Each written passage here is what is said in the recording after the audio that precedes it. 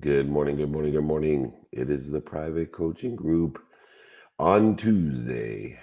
It's Talk About Tuesdays. Come join me on IG, ask some more questions. Always good to start early. We'll be alternating all year round with the private coaching group, 5 o'clock, noon, 3 p.m.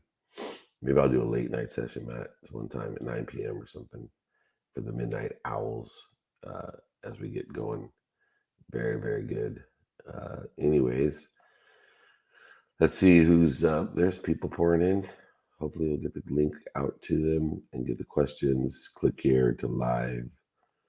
There you go. Click the link. Let's get started. Good morning, community. Good morning, everyone. Always great to see you here. Pouring in. A good workout yesterday after my live session. Oh, all right. Let's get going. Here they are. Hey, what's going on, David? Can you hear me? Yep, I can hear you. Good morning. Oh, it's been a little bit. Good morning, first off, and it's been a little bit since I've been here, and I just kind of want to give you an update. So, back for my first time coming on the show and speaking about how finishing up my freshman year and trying to figure out kind of what I want to pursue. When you mentioned asking for help, I've found that throughout the summer, hopping on calls with professionals and really, like you said, asking for help has been very beneficial, and it's helped me kind of navigate the ins and outs of what I don't want to pursue, as well as what I might want to kind of give more attention to. So first, I just want to say thank you for that, and then basically why I'm here today is my question was going back to school in a couple weeks. What would you say I should focus most on in order to, continue to be in my consistent, persistent pursuit of my potential? Yeah, I think what I would focus in on is raising your awareness to the opportunities that exist. I think, I wish looking back in my own college career that, I would have asked more questions, been more interested than interesting, pursued and looked at and paid attention to what are all the things. I never even went through like my college, guide, like what every group was available, every summer trip was available. I think most students pay a fortune to go to school and they don't utilize 90% of the fellowships, scholarships, organizations, trips, summer opportunities, internships, externships. So, I think the one thing I did do well is I went into every one of my professors before a class started and, I articulated my objective of getting an A in their course, asking and setting expectations of what that was going to take, asking if I could turn my papers in early to get those reviewed, to get their help. All of those things were great, but I wish I would have done the same with a lot of the other opportunities because I think I missed out as I got older. People were like, "Oh, I did this. Did you know you could have done this?" I'm like, "Really? That would have been amazing." And so I would really, utilize your attention onto what is available and what opportunities are there, and you'll find, there's a lot of things that people don't take advantage of financially and experientially. Definitely. And a follow up to that is with that, like, how do you like kind of find that balance of not stretching yourself out too thin? Because I find that there's a lot of opportunities at Penn State, for example, and there's a lot of organizations that I would love to get involved in, but just knowing that where to find that kind of, that fine tune of not going too far and trying to stretch yourself too thin, like I said, and then also just knowing that like you can do That's true for whatever the amount everyone. is. It's true for everyone. You can imagine if you think there's a lot of opportunities when you're in college, what there is in the real world. There's unlimited opportunity. So just use the 5 daily practices, take inventory of what you want every day. And then if you know your what, who can help you, who you can help, and how you're going to get it done, you'll prioritize, what's most important to you by your personal experiential giving and receiving values if you're taking inventory. And I think if you leave college, with that capability of taking inventory of your personal experiential giving and receiving values, you'll be legs ahead of almost every human that is lost on what do I do? How do I balance? Life's about weighted balance, and daily assessment of weighted balance is the best way to be most efficient, effective, and statistically successful. Absolutely. Well, thank you so much, David, and I look forward to speaking to you in the future. Yeah, man, I'll come to Penn State and speak. I have been there a few times. Back when Joe Pa was a coach, I used to come and speak there all the time. So let me know if you need me. Sounds great. You got it. Take care. Hey, Wendy. hey, Dave, how are you? Awesome. How are you? Good. It's been a bit for me as well. I was fortunate enough to be asked a couple weeks ago to participate in a trade show, and this is going to be first one out of the box for me. So my question for you today is, what piece of advice would you give me? I'm prospecting? Am I just I'm not sure how to approach this, and how do I avoid, the lonely person at the trade show booth, scenario. How do I attract that interest? Yeah. Well, for me, my strategy at a trade show is to bring someone with me Okay. to man the booth. Okay. My job was to walk to every other booth and use my template. What do you guys do? Oh, what do you like about that? What don't you like about that? Would it help you if I did this? Do you know anyone that could help me? And, also use giftology as an incentive at the booth, some perceived value item to give away, and have those as well in your pocket as you're traveling around to every single other. If you go to a trade show and don't have the capacity to check in on every booth and make that your primary objective, and utilize the template of asking, what do you do today? What do you like about it? What Yep. don't you like? Would Yeah. it help you Yep. if I did this? Could you, or do you know anyone that can help me? Right. You're making a huge mistake. And then codify it, though. Make sure that each of those things you said, oh, great, can I reach out to you? What's your name, your email address, and your phone number? Right. The data alone will pay for the booth, let Yeah. I alone mean, invite them yeah. to your booth, and then invite them to your booth. Oh, swing by. I'm over here. And make it all about them when you're visiting their booth, and invite them over to your booth and get their contact information. It'll be Great. qualitatively an extraordinary experience. Okay. Awesome. That's it. Thanks. Have a good week, man.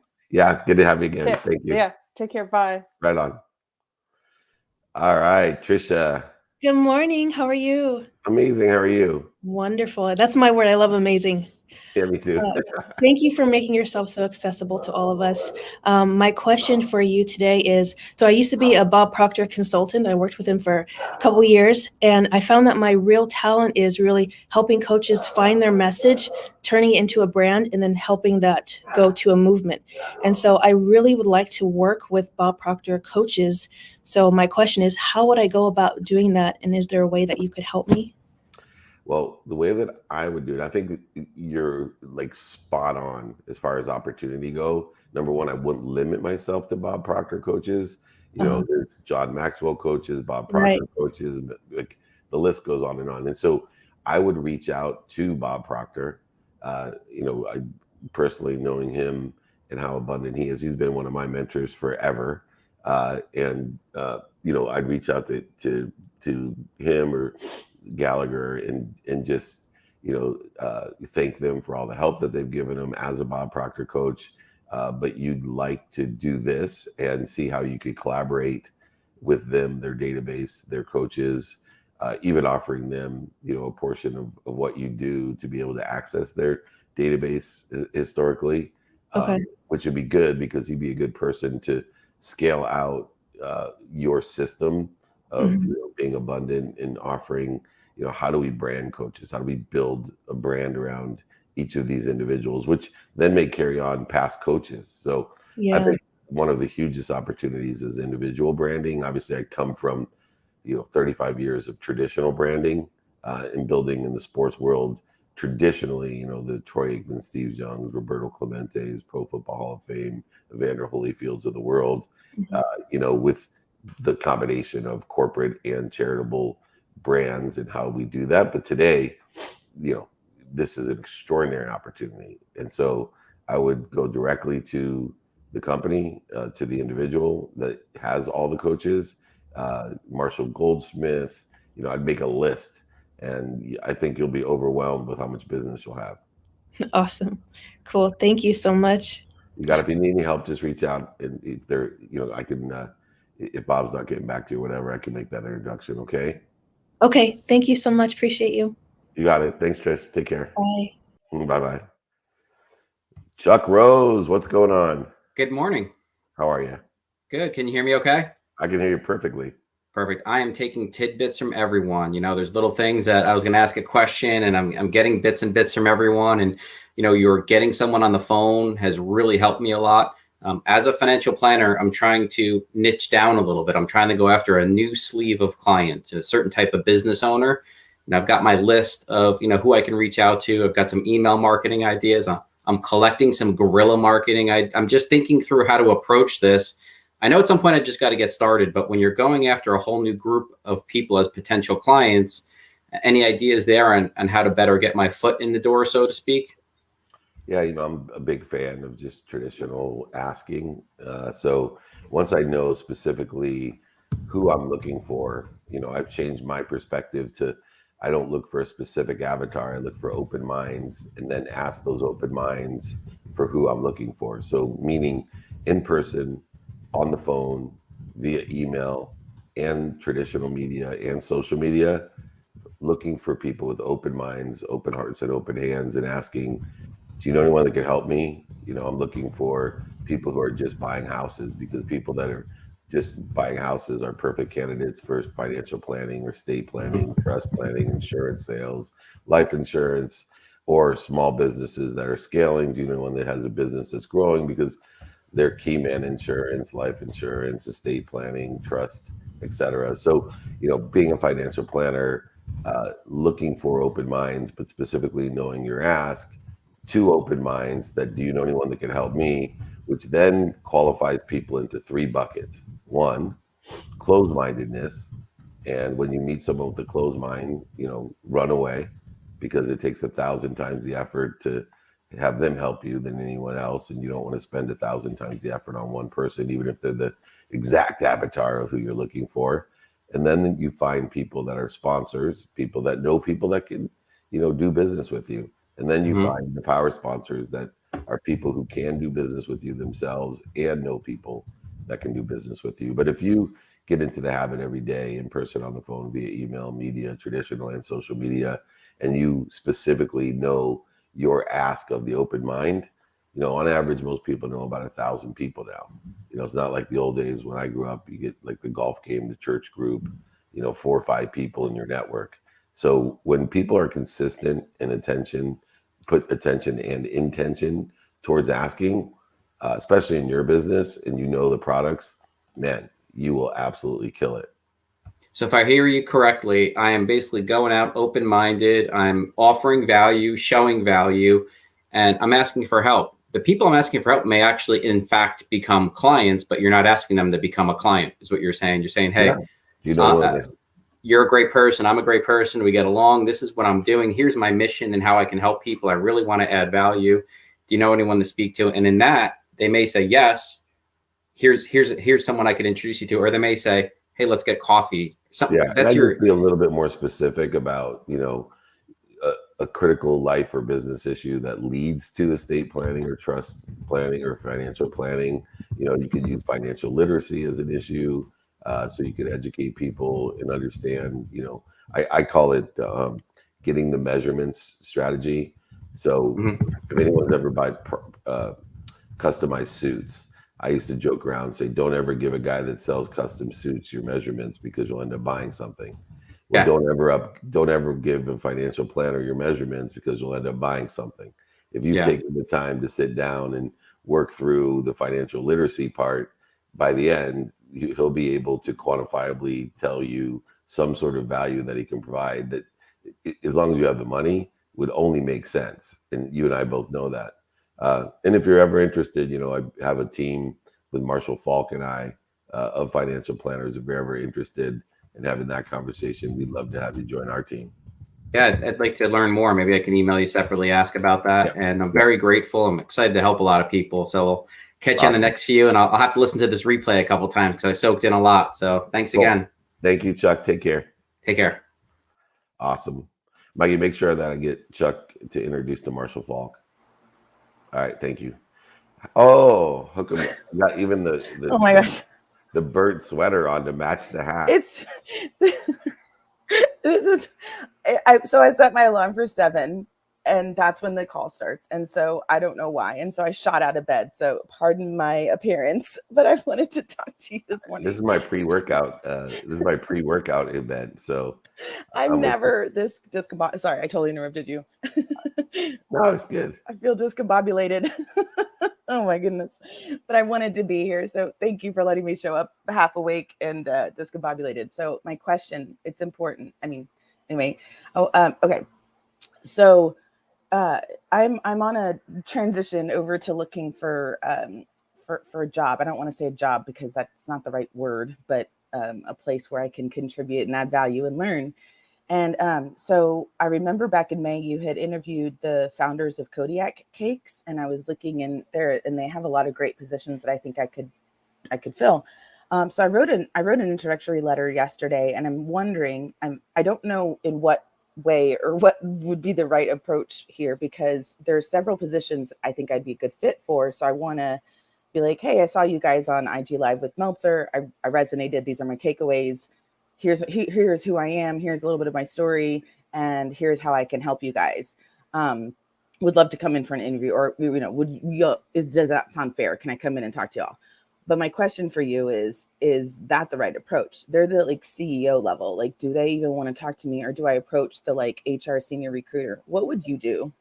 I would email the CEO. Okay. Copy me into the email. Oh, okay. And say, David Meltzer, you have several positions.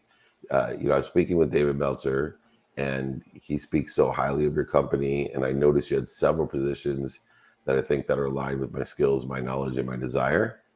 And I'd love to set up an informational interview with you personally to see how or where there might be a great fit for us. Does that sound fair? Okay. Keep it that short. Like, no. Okay. You're amazing. Oh my gosh. And to offer to, my God, you're like, wow. Thank you. Oh my God, it's like I've been a CEO for 30 years, and I know the best way to hire somebody. So yeah. I know. That's why when my alarm went off and I was like, oh my God, I have to ask you this question, because I knew you'd be, but I mean, to offer to be copied in. I mean, even my own daughter, my daughter loved Hidden Water. And so I asked Kara, the same exact way. I said, hey, look, my daughter's interviewing for her first job. Could you mentor her and just give her an informational interview and give her advice on interviewing? Mm-hmm. And she didn't really have a job for her.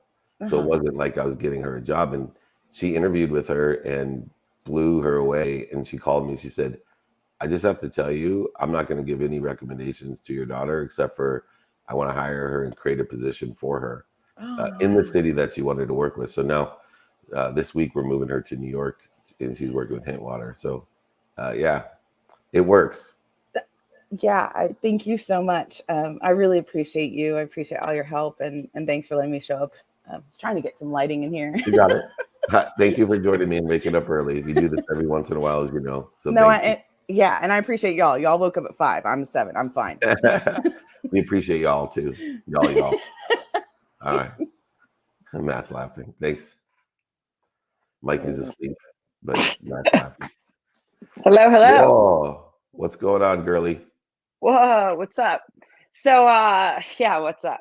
So I was just realizing that this is actually really helpful for me, because it's the focus, refocus, because I get so excited listening to everybody before, right? That then I'm all like spazzed out and don't even know what the heck I'm going to talk about. So I just wanted to comment on that was really great. I just noticed it, that I was really cognizant with Cristina, especially because that's when I get really nervous, right? Because I'm next.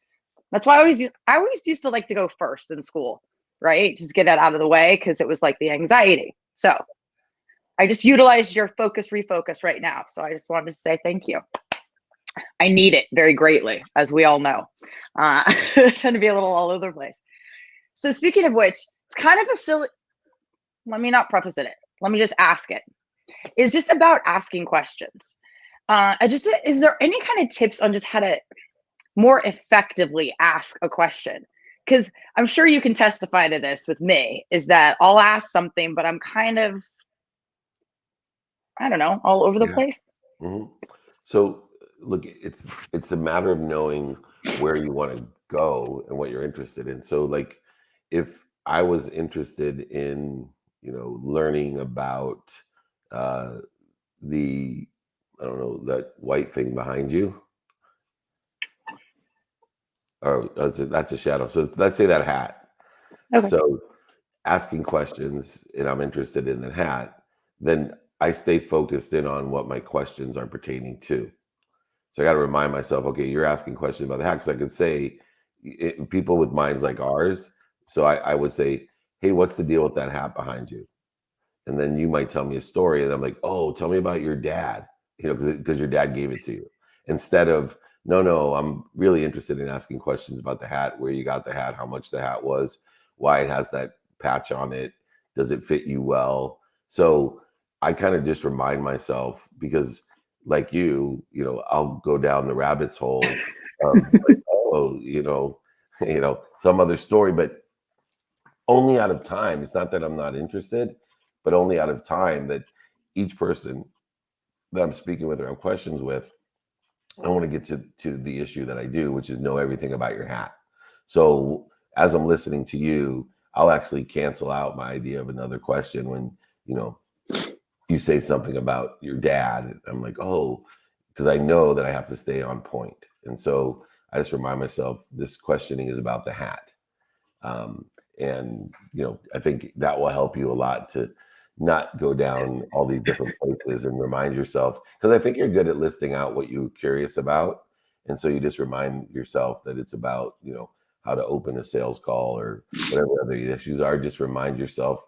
And you can do that by looking down at the paper, that the topic that you're at, because you're going to be so tempted to ask a million other questions. How do you know me so well? No, you're totally. That's why I adore you, because I know you. No, I love you so much. You're so spot on. As I'm like turning red because you're so right, but that's okay. And then just one other quick thing.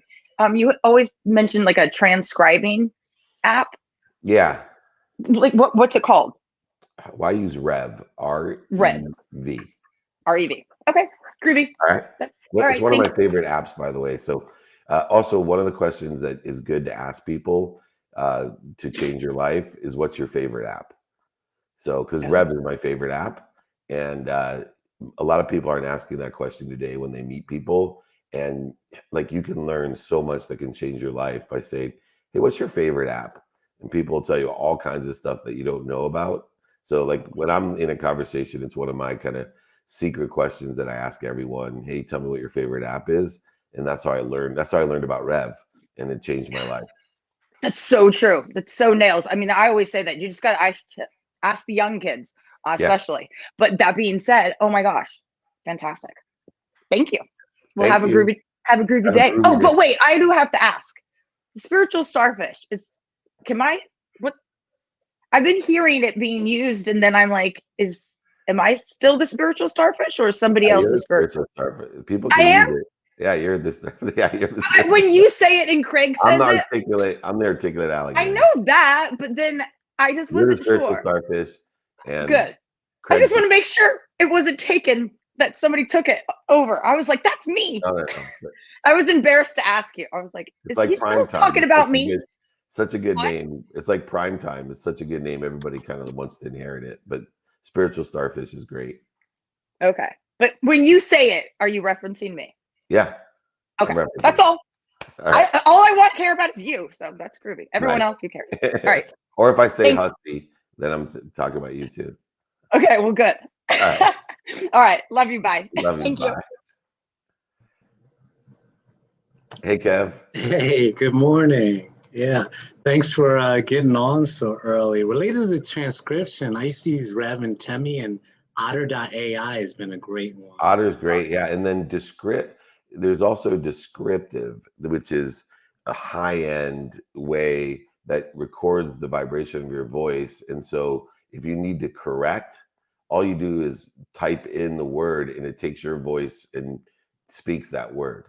Oh, wow. So it's good for, for me when I transcribe my book into the audio book, instead of, years back when you have to read your book, it takes hours and hours. Because for example, I say didn't, and when you're doing the book, the publisher is like, you need to go back and change every didn't into didn't, so now Now it'll fix your voice on everywhere the word didn't appear. You could re-record didn't, and it will replace didn't with didn't. That's awesome. Yeah. So anyway, because I will also tell you that you look like you're, like on another planet with the three diamonds, three squares behind you, and like the white wall. I'm like, whoa, he's like calling from Mars. It's like, In a good way, I hope. Maybe I oh need yeah, to switch it's that fun. up. That's Change cool. up the decor. Yeah, well, thanks for getting on so early. I wasn't gonna ask this, but I'm of course in the sales end of Good. things. But is there some like daily ritual things that you either stick to or would be willing to share that Yeah. that are core to your philosophy?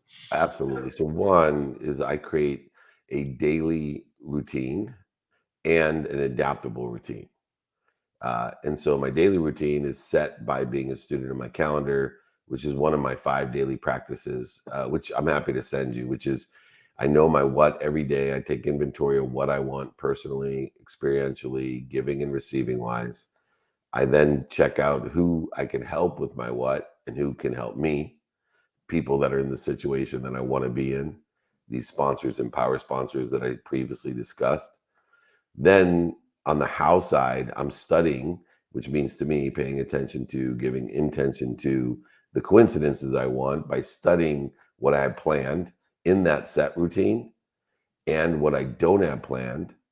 So I study the free space in my calendar, the empty space in my calendar, the blank space in my calendar, as much as I study what I have planned. And when I say study, I don't mean look at. I'm studying for efficiencies, effectiveness, statistical success. I have a practice of looking for 4 minutes a day because I know if I can save or be more efficient 4 minutes a day, it equals 28 minutes a week, 2 hours a month, 24 hours a year. See, in sales, I beat people with time. I get more people to call me back. I'm more efficient and effective on my phone calls and meeting, 520 rule. I'm looking for 4 minutes in systematic way to save every single day that creates again and again 3 more full days of productivity. I'm giving myself more time, more opportunity by utilizing time itself as a dependent variable into my success. And because you're capable of having more repetitions and more consistent behavior, because you utilize time more effectively, you actually naturally, inherently, because you're practicing more, just the aspect of me getting more people to call me back, I'm a much better salesperson than most people because I got more reps.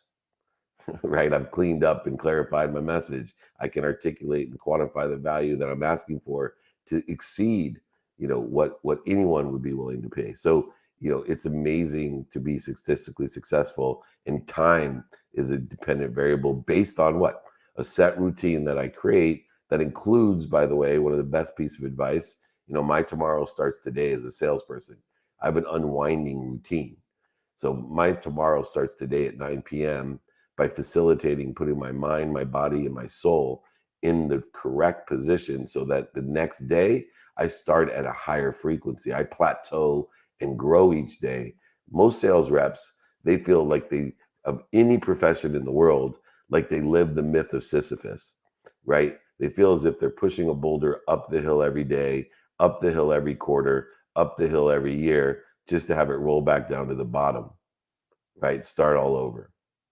See, when you have an unwinding routine, you can plateau and grow. You create a higher baseline for yourself and you grow from there and continue to grow through the enjoyment of this consistent, everyday, persistent without quit pursuit of your own potential, utilizing time as a dependent variable, a set routine. Now, the last piece of advice is to have an adaptable routine. All the previous or aforementioned criteria that I utilize in my life, OCD based, hyper compulsive behavior, time, being so efficient, focused all the time. But what I've learned over the years is to create a reality or a blend that fits into the real world and to temper my obsessive compulsive behavior. I created an adaptable routine. And the adaptable routine says, if you want to make God laugh at you, have a set routine, have a great plan. I promise you, he will throw life at you left, right, in a hook. And so what I did to counteract the left, the right, and the hook, the things I never anticipated would happen, friends coming into town on a Sunday night, and all of a sudden, I got to get stuff done on Monday, so I can use time as my dependent variable to exceed efficiency, effectiveness, and statistical success through lenses of being as productive as I can, as accessible as I can, which is being accessible to others and accessing what I want, and as grateful as I can. So I created this, what I call adaptable routine that's based off of my non-negotiables. So if God throws me a curveball, then I immediately go to my adaptable routine, which works within the context of a set routine. But it says this: today we're going to prioritize differently, not just by the what, the who, the how, and the now. We're going to prioritize by non-negotiables, because you're not capable of facilitating or executing on your set routine. Let's start with what's most important first: a minimum of an hour a day on my health. So I study the calendar, look in there and say to myself, okay, where am I going to get my minimum of an hour a day on my health? Because if I don't take care of myself, I'm not going to take care of any of the rest of the stuff. 2, minimum of an hour a day with my family. So making sure I get 30 minutes with my wife, 30 minutes with my 11-year-old son, 2 minutes with my 3 teenage daughters. I asked for 5, they gave me 2. So I'm not a bad dad, they're bad kids. But more importantly, 2 minutes a day is worth more than 2 hours on a Saturday.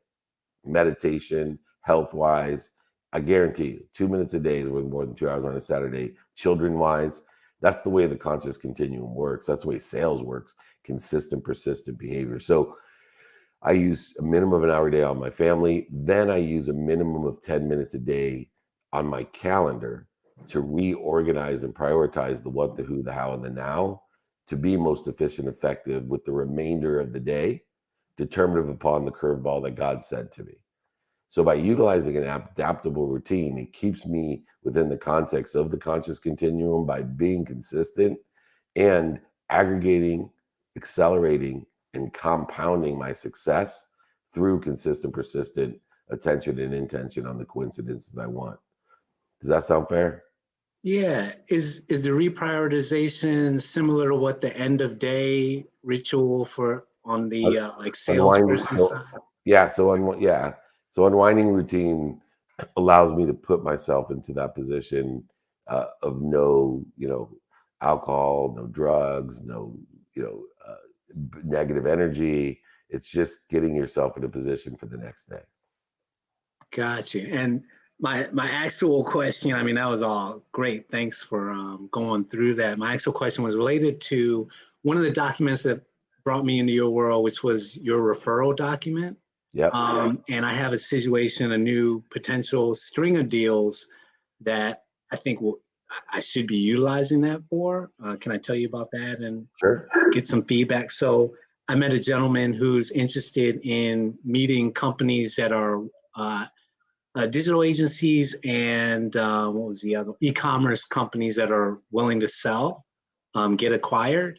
And, I thought of communities that I'm a part of. I have a digital agency. So I thought immediately of communities that I can introduce them to the head of those communities. And that could be not just one deal, but several. So questions related to the agreement. There was like a 6-month term in there towards the end, or that was like a limit to how long the compensation would. So given that this is a little bit different, being that these are points of influence as opposed to direct deals, I wanted to ask about that. And then I wanted to ask about the process. Like, I immediately thought of like 5, 7 people that I can introduce them to. Should I like test it out first with one and see what he does? And Sure. So one, the time frame is a variable that you can adjust. This is why it's a template. You can make it as long or as little as you want according to the situation.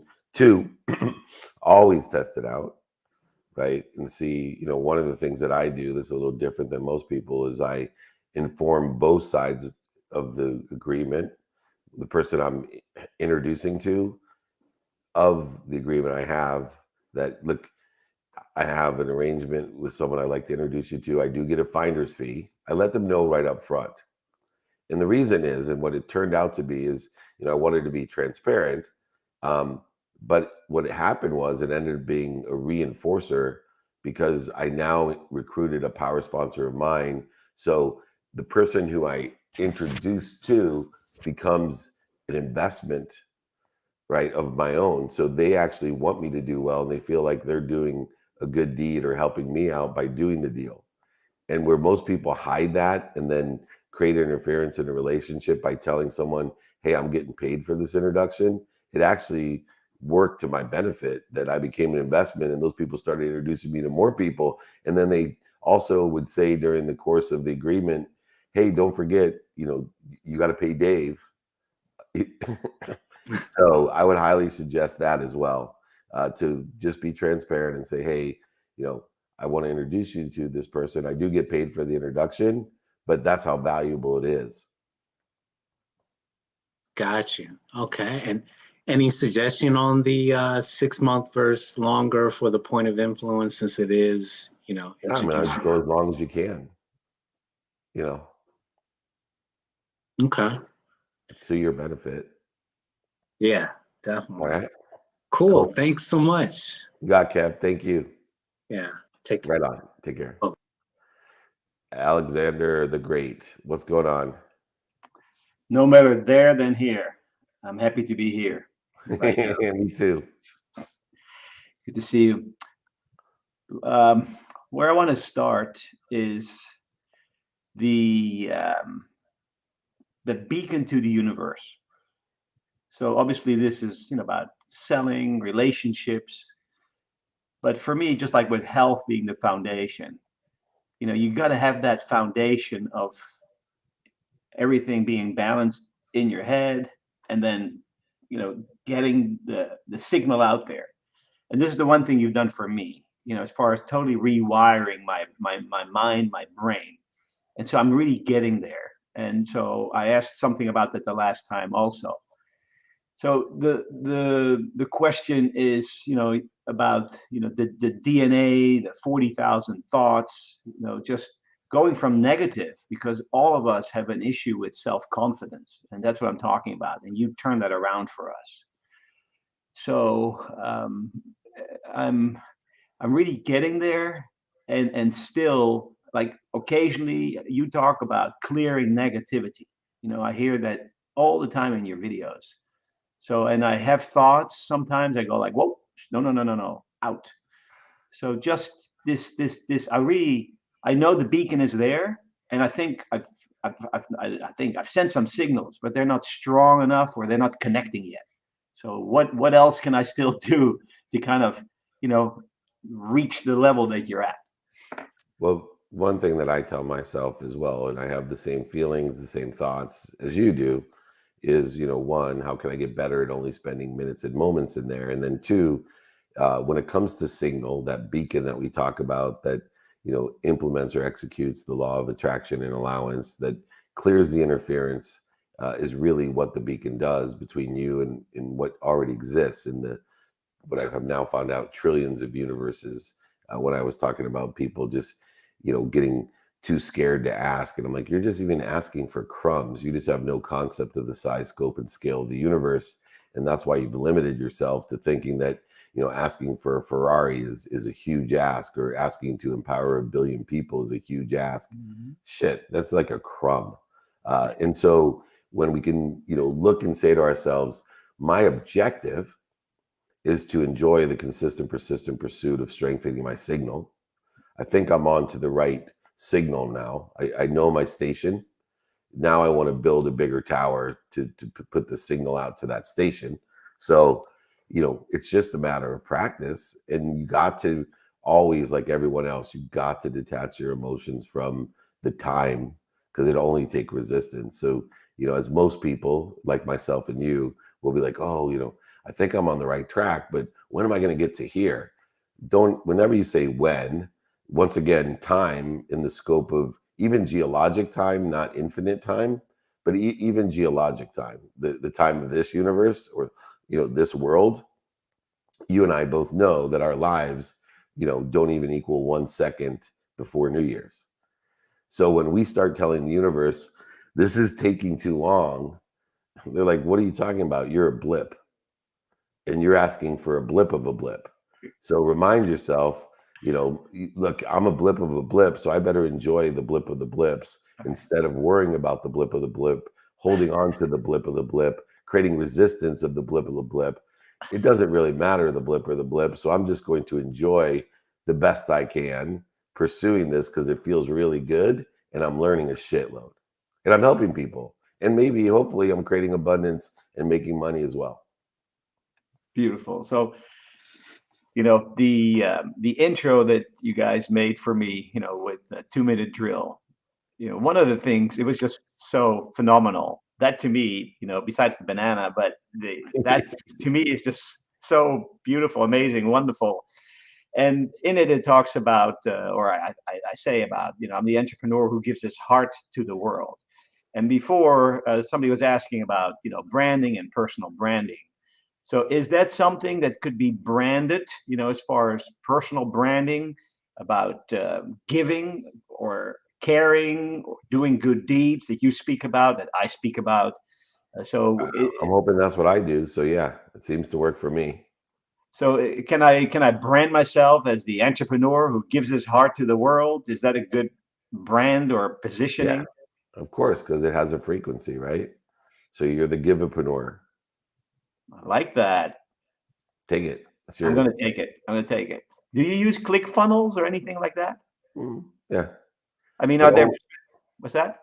Yeah, we use it.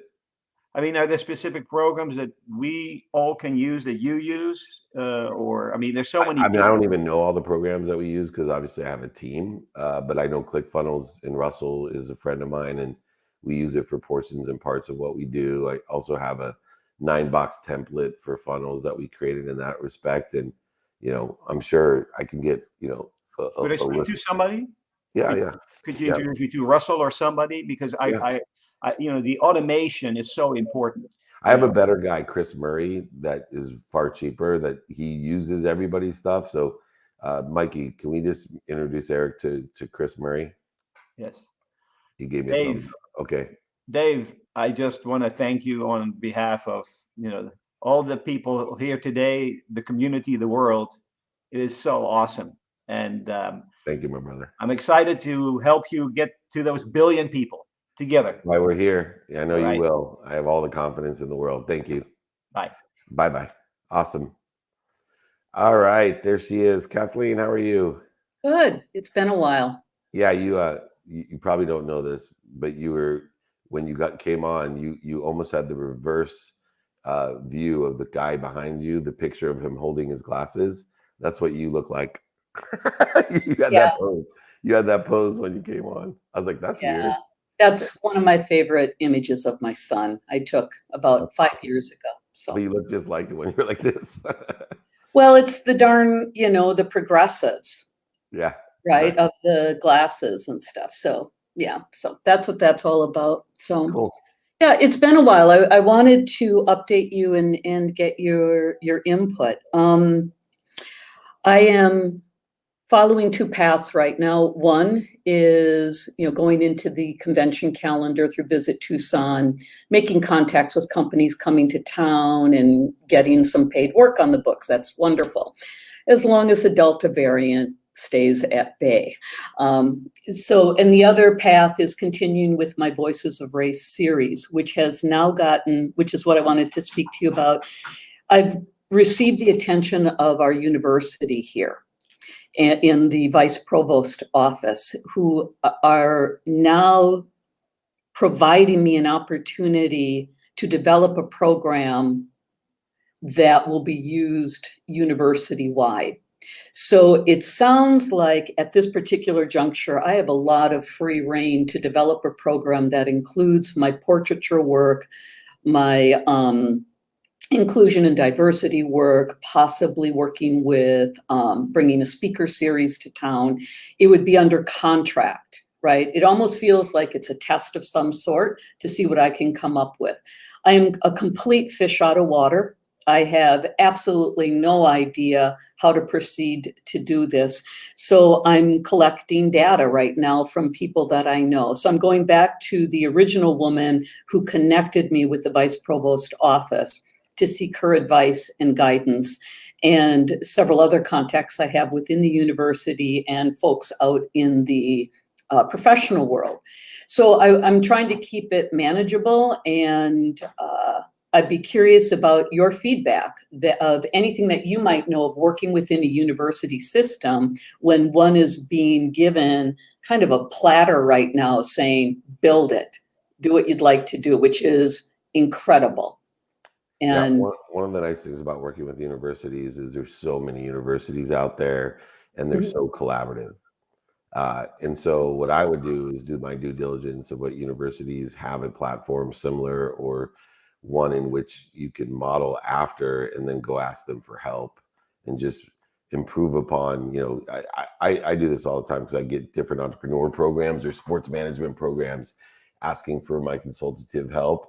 And some of the things, especially within the context of esports and entrepreneurship, are brand new because of where they are in the realm of their involvement. And so what I'll do is my research and find out, the University of California, Irvine has the best esports scholarship program. And so I'll go to the head of that program and say, can you help me? I want to build a program like this for Tulane University. I'm on their board. I went to law school there. I own, founding member of an esports team, but I know nothing about building an esports platform for scholarships for a university and club sports and varsity sports. How does this work? And I can't tell you that, unlike the corporate world, even unlike the philanthropic world or the medical health world where everyone's scarce and holding on, they want to be the one to cure cancer or COVID. And they're not willing to share, other than St. Jude, their research. Universities are open because they want to be able to share the other way as well for different programs and learn about it. So I would go and find who has a similar platform and reach out, and you will find receptiveness in a year's, in 10 years worth of situational knowledge and experience and dummy tax that'll take you to the next level. Okay, thank you.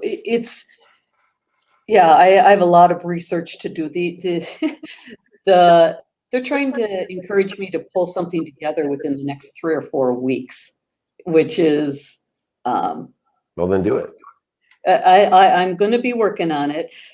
No. Your energy and attitude, like, I'm just going to tell you this as a coach. If I was one-on-one coaching you, and I do to the biggest executives in the world, and I hear shit like that, I would be like, stop. You're defeated. I'm going to try to, no, if somebody tells me, get this done in 3 to 4 weeks, it's not going to be where I could have it done in 3 to 4 years, but your mindset is off. This is why you won't get it done. Your mindset has to be not, I have to do a whole bunch of research. I have to do this perfect. If they give you 3 or 4 weeks, this is a stepping stone to something bigger. They're not stupid, right? They know the reality of what people can do. And guess what? Their bar is set really low because universities are most inefficient, next to governments at getting shit done. So just the fact that you can get something done in 3 to 4 weeks. So I would spend your time getting shit done. I'd almost stop the research. If I knew you were talking about, I would find one school, ask them how they did it, and, mirror off of that school, something relative to it. But, your mindset has to be, I'm going to get this done in 3-4 weeks because this is going to turn into something big. Not, I'm going to try to, I got a lot of work to do. I hear that from executives all the time. Bullshit. The real executives get shit done. Get it done. You got 3 to 4 weeks. Give them everything that you have for 3 to 4 weeks, but get something done. Don't say, go in with that energy. I could have done a lot more. Look, it is what it is. They know it's 3 to 4 weeks. And people come in all apologetic. Well, I only had 3 to 4 weeks. No shit. I gave you the 3 to 4 weeks. And I've worked with the inefficient university people my entire career. So this is more than I expected. And all you've done is devalue, diminished your own capacity and your own value. And we're not really excited about moving forward for the next 3 to 4 years. Instead of the ball buster that comes in and says, here's what I got done in 3 to 4 weeks. Obviously, I can get more done if I got more time. And I'm looking forward to the next 3 to 4 years to build this out. Does that sound fair? But it is an energetic thing for anyone listening. Yeah, I got it. I mean, I appreciate you being a little harsh, but Yeah. that's your style I when get you it. care. And I'm learning that now. It can be pretty brutal. And at moments I've experienced it the Yeah. last time, but it shifted something. Yeah. Um, I do it because I so- want you to succeed, right? and I want to succeed too. Yeah, and part of this is hampered by the person that I was taking care of for the last 5 years died a week ago. So you're seeing part of that energetic. So just bear in mind, there's more to the story than me feeling Great. weak. Okay, No, so that's great. Well, good. Well, you need to take I'm a badass, Dave. I'm a badass, and I Well, keep I'm gonna getting. remind you. I'm gonna remind you you're a badass. That's Yeah, what I'm gonna remind you of. Thank you. Can I ask one more question? Sure. How do I even begin to structure what the value of what I should be paid for something like this? Right? Perceive value and bottom line. Figure out what they think or you think or other people think you should be paid. Mhm. That's perceived value, and that's what we ask for. And then know your bottom line. Everything else is arbitrary and capricious. Once you know your perceived value and your bottom line, you're done. Great. Okay. Thank you. You got it. And I'm sorry for your loss. I'll pray for you. Thanks. Yeah, he's not suffering anymore, so that's a good thing. That's Okay. a great thing. All right. You. Thanks. Yeah. Bye-bye. Awesome. I hope I wasn't too brutal on my friend Kathleen, but I do. Hey, Dave. No, I thought it was. She's terrific, by the way. You could feel the sincerity come out of her.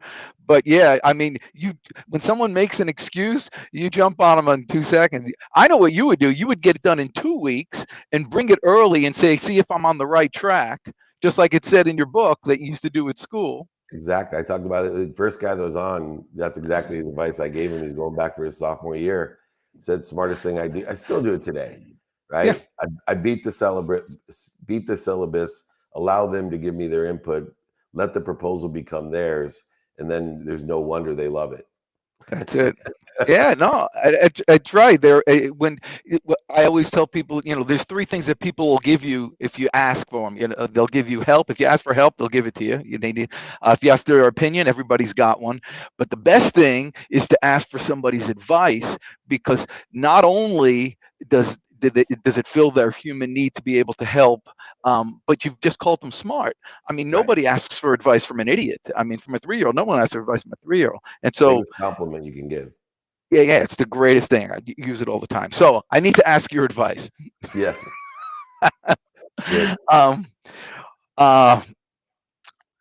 Proposals. So I got 1, 2, 3, 4 proposals right now to get out for people that I've spoken with, and they want the consulting and what we talked about with the profit sharing last week and all that. And I don't know what's holding me back from putting these out and just getting there. And my question to you is, your proposals, are they long and just, litigious? I'm obviously biased in my approach, but let me just ask you, what's the best way to get a proposal out? How do you do it?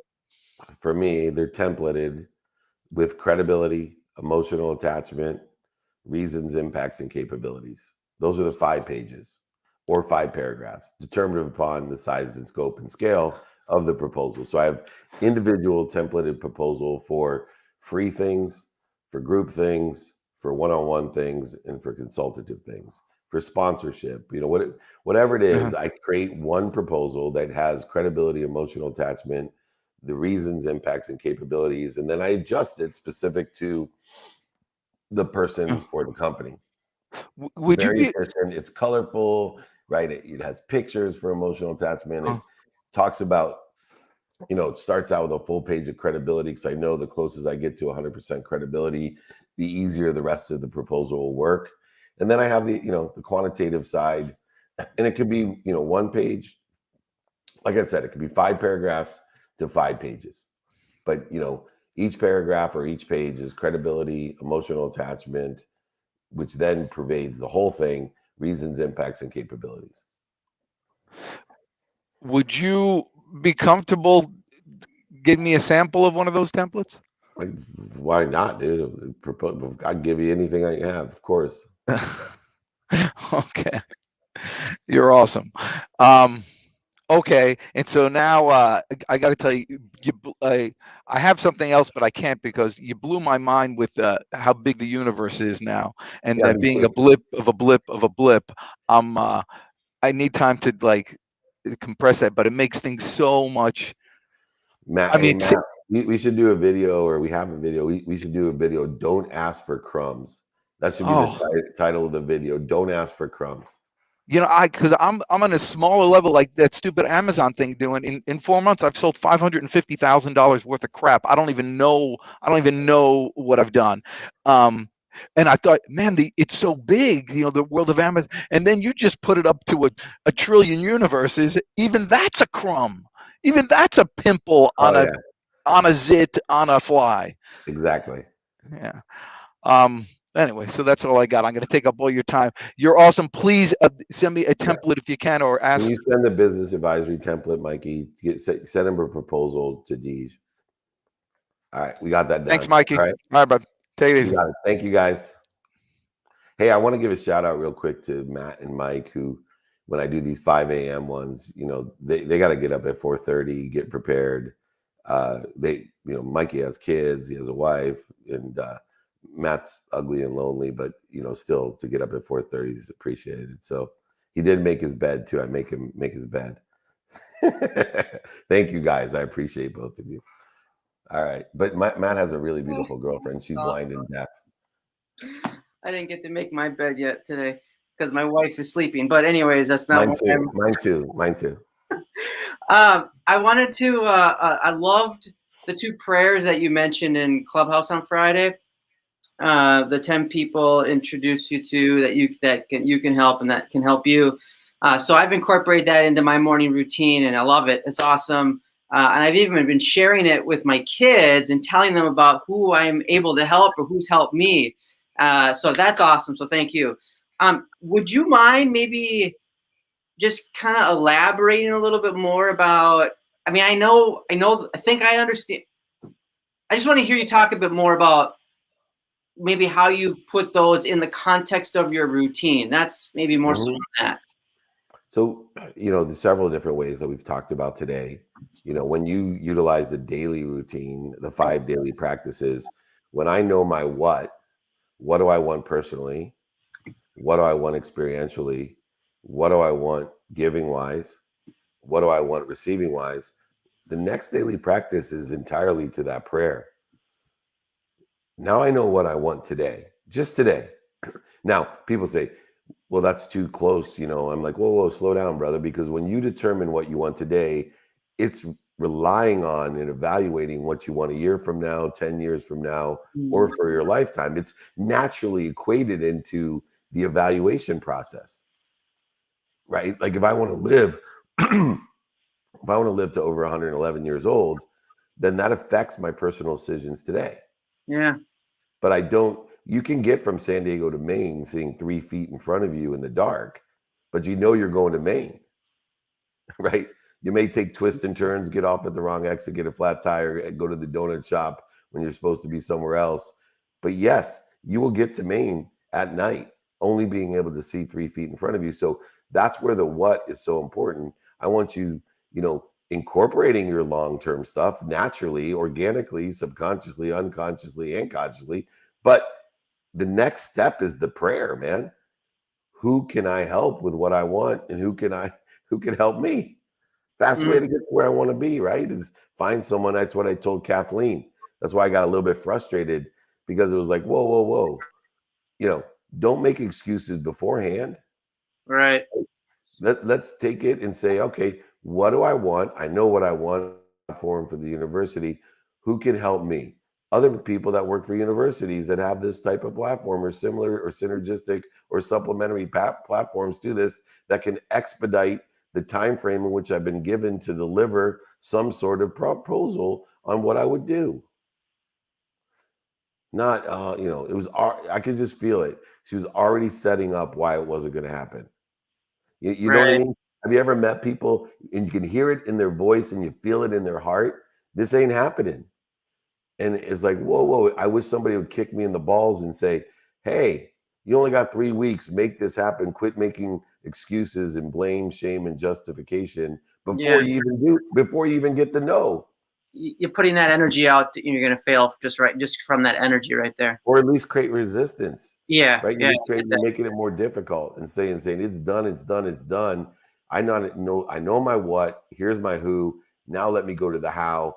And then I know my what, my who, and my how. I prioritize by what's most important according to my what, my who, and how. Then when I prioritize it, all I got to do is apply my why.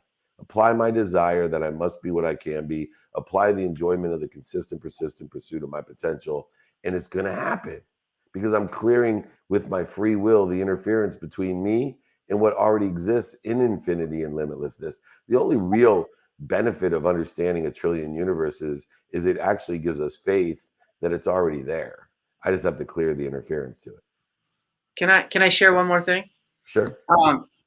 So I'm 44, and basically my whole adult life I've been broke. You got great hair at 44. You should be grateful every morning that I'm very grateful. I always had it. 53, man. Okay, I'm going to share one more thing about the hair and then get back to my point. So I always had my hair short in high school and in college, and I'm going, if I would have had my hair like this in high school and college, who knows what would have happened. But anyways, that's besides the point. Okay, all jokes aside. So I've always had this thing about I haven't had money, I've been broke. And when you experience something long, at least my experience is when I experience something long enough, I become I actually feel that energy in my body and it becomes wired in me. And I realized a few weeks ago that I can I'm retraining myself to feel, good about money and have abundance and all that positive stuff. And I'm retraining my cells, my DNA to feel the opposite of what I had been feeling. Does that make sense? Yep. Maybe you got a comment about that, or maybe you want to give some perspective or insight. I think it's a matter of understanding that you have control of your mindset, your heart set, and the conscious continuum. See, all you're doing is saying, I feel this way, but I have control of my mindset and heart set. So I can feel whatever way I want and think whatever I want. I give meaning to it. I give meaning not only mentally to everything I see in my mindset, but feeling wise. I give meaning to everything I see emotionally. I can like or dislike anything. That's where the learning to love what you do. I believe there's love in everything because somebody loves everyone and somebody loves everything, but not everybody loves everyone and everybody loves everything. The people have learned or innately love certain things and certain people, right? They find that love immediately, but there's love in that thing and in that person. It's whether or not in the great chain of feeding, you want to spend your time, emotion, and value on learning to love it. And some things are more difficult for different people to love and some things are easier. So, but it all stems from having control of your mindset, your heart set, and the conscious activity that you take in order to seek the love, the light, and the lessons and everything. It's mathematical. Yeah. Cool. Thank you. Love it. You're awesome. Feel grateful. Feel grateful, brother. I'm very grateful. Thank you for bringing it up. All right. Love you. Thanks, man. Love you, man. Take care. Cool. Last but not least, the sunshine of my life, Bonnie. Good morning. I just wanted to say once again how impressed I am with your ability to wake up so early and be coherent. Because I've been up for maybe an hour and my brain still has not kicked into full gear. That's my next thing I'm working on. So I wanted to tell you something interesting that happened to me. A few weeks ago, I was outside. It was I don't know, 10 o'clock at night. We live in sort of a suburb area. So there's deer around, but we never see them. And all of a sudden a deer ran down the road and it startled the hell out of me. I was like, okay, but all of a sudden after that, I got a vision of a black dog, a menacing black dog coming into our yard. And I kind of panicked. So I went and closed the gates. Our gates are normally open because they're just to keep the kids in and they can open the gates anyways. So I went and I closed both of the gates and I went to bed and then I kind of forgot about it. Saturday morning, I woke up and come downstairs trying to wash my face and I look out the kitchen window and there's this giant black German Shepherd standing in my yard. I'm like, okay, so I'm gonna try to shoo it away. It seemed friendly enough. It wasn't there long enough, but just enough to get my attention. And I went and closed the gates again. So I did some research, and apparently black dogs also have good omens, they have bad omens, and one of them is like the omen of death. And I'm like, okay, so I'm not reading into this. I'm just trying to get some information to kind of see where this is going, because I've been doing a lot of reading, and one of the things I've been reading a lot on is spirit guides and trying to learn how to kind of use that as a resource. So I'm like, okay, this is interesting. So the last 2 nights, that was last Sunday night, I dreamt and saw my dad in my dreams for the first time ever in 18 years. He passed away. And then last night, I saw my grandmother, who I haven't seen ever in my dreams, who also passed away that same year. So I just wanted to throw that out there and put a bookmark in here, so later on when something goes crazy out there, I have this, because I'm not great at journaling, so I have this to look back on. So I just wanted to also thank you about a lot of stuff's been kind of coming up lately, and just a testament to everything that you teach, that I'm on an even keel. Like nothing's kind of throwing me off. It's just coming, and I'm like, okay, it's just one more thing to deal with, take care of, and then move on. But my question, actually, I'm reading Eckhart Tolle, and it's interesting because I usually fly through books, but his I can only take like 10, 15 pages at a time, because you really have to let the stuff sink in. And so I'm reading The Power of Now. Have you ever read that book? Yeah, my book agent, my first book agent, who I just was on a show with yesterday, Bill Gladstone, was Eckhart Tolle's book agent as well. So I read all of Eckhart Tolle's stuff. Okay, wow. Okay. So I'm at the part where he was talking about like clock time and psychological time. And I found that really interesting and kind of in alignment with a lot of the stuff that you teach. And I was wondering if you could just talk a little bit about that. And then I have a quick question after that about the next section. I study time every day. And Eckhart Tolle is one of the things that you study when you study time, because Einstein, Tolle all understand the relativity of time. And time is tied to emotion. But there is a stagnant time, which is why I believe that activity is so important in the definition of what we do, right? All we have is activity. So if you can construct in your mind that there's 2 worlds, one is the one of embodiment, and embodiment says that you have 24 hours of activity a day. Activity you get paid for, don't have play for it, planned, unplanned, sleep. Those are the main activities you have, or how I categorize those activities within the context that every human being gets 24 hours of activity a day. It's how productive, accessible, and gracious you are with that time that will effectuate how happy and abundant you live in those activities. Outside of the pre-constructed man-made construct of time, 24 hours of activity that you're given, that gives you enjoyment to pursue what you are, your potential, is this emotional time that is energy in motion. And it has no limits. It has no construct. It's infinity. It's limitlessness. It's what we were talking about, trying to conceive what a trillion universes would be. And time has planes. It has waves. It's a different construct. It's a psychological one in the respect that it is all within the context of your mind. Time. So we have pragmatic time, which is in the body, and then we have mind time. And the mind time can be bent. It can be changed. So, everybody gets this. This is where, the basics start. Can you think of something in the past? Oh, you just told me your grandmother and your dad. In body, they're not here. But somehow your mind transcends the 24 hours of activity that you're given in the body to think about people that lived a long time ago that you may have never met. And I think that the awareness of the black dog and the omens that the black dog, good and bad, have, and then the presence of your dad and your grandmother, is just a reminder, a remembrance, a recollection of death, and how death is the end of what? Man-made time. That's all death is. Death is the end of man-made time, but yet the mind somehow connected you to your dad and your grandmother, and therefore they are connecting to you. Their presence is real. Yeah, it was really real. Yeah, They're not in the man-made construct. The dog is real in the man-made construct of time, but the other people are not here.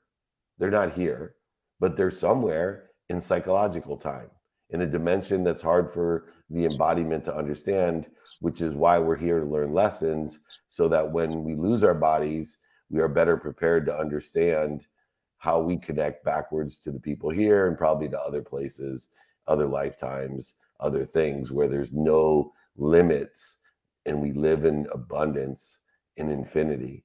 But for me, I know I'm here right now in an embodiment, so I want to enjoy as much as I can, learn as much as I can before I move on. Okay. Yeah, that perfectly leads in, I guess, into my next point too, or question point too. And this kind of, I guess, correlates with how I've been feeling lately. And it's basically, he's talking about the levels of consciousness and unconsciousness, and how when things pop up, which is what I'm experiencing now, it's actually a test of your level of unconsciousness, and basically that people, or consciousness versus unconsciousness. And so if you experience something like a negative situation, it can push people one of two ways. And we already know this, but it can push you either more into the unconscious, or it can kind of bring you more into the light of consciousness, depending on how you deal with it. And he was like, I'm still kind of grappling with this, but I get it kind of on a somewhat, on some level, that like trauma basically can either propel you forward or push you backwards as far as your level of consciousness. Can you talk a little bit about that? Because I kind of get it, but I'm still missing something. Yeah, I got like 4 minutes, so here's my best assessment of that. Pain, trauma, mistakes, failures, and setbacks are indicators, right? That's all they are. Right. It's an indicator. And so you have a choice. It can be a stop sign, which puts you only in the conscious realm with no faith. So pain, mistakes, failures, setbacks come up in your life, and it indicates one of two things. Do I have faith or not? Faith will put you into the subconscious and unconscious realm. Not having faith, using pain indicators of stop signs, mistakes, failures, and setbacks as a stop sign, I'm going to quit. People who quit have no faith. It's that simple. And so when you have failure, setbacks, pain, struggles, whatever you want to say, just an indicator that what? You have somewhere better to be. It's going to push you with faith into a better place, a better situation. How does it put us there? By learning something. So pain's an indicator, trauma's an indicator that we have a lesson to learn. And if we can learn the lesson, we'll be in a better place, a better situation than we were before. And it takes faith to get there. Law of gravity says I'm happy where I'm at. Even though this trauma is happening, I'm still happy where I'm at. I'm exactly where I'm supposed to be at the right place at the perfect time. Now the trauma occurs. I'm going to use the law of Goya, get off my ass, learn what it's indicating, trauma. I'm going to learn about it. Once I learn about it and find the lesson in it, it goes away. But in order to have the law of Goya, then faith has to apply that I'm going to be somewhere better because of the lesson. And that's what usually all the time, happens. Okay? Thank you so much. I love that explanation. You got keep learning. Eckhart Tolle's great. Keep learning, everyone. All right, I got to go work out. Take care of this gorgeous hair of mine. And have a wonderful day. Thank you, everyone. I don't know why Matt put you back on there. So he just can't get it right. If he changed hats, he would be fine. But thank you for making your bed, Matt. Thank you, Mikey, for waking up. I see you there. You got the list of stuff we need to do. The pills of thrills. Mikey's the man. Do that one more time, Mike. Do it one more time. Oh, see, I put him up there. All righty. Everyone, have a great day. I'm going to go jog very slowly, very calmly, with some Wayne Dyer action. All right. Take care. Have a great day. Catch you later. IG Live at 8 o'clock. Remember, everyone, be kind to your future self. Do good deeds. Have a great day.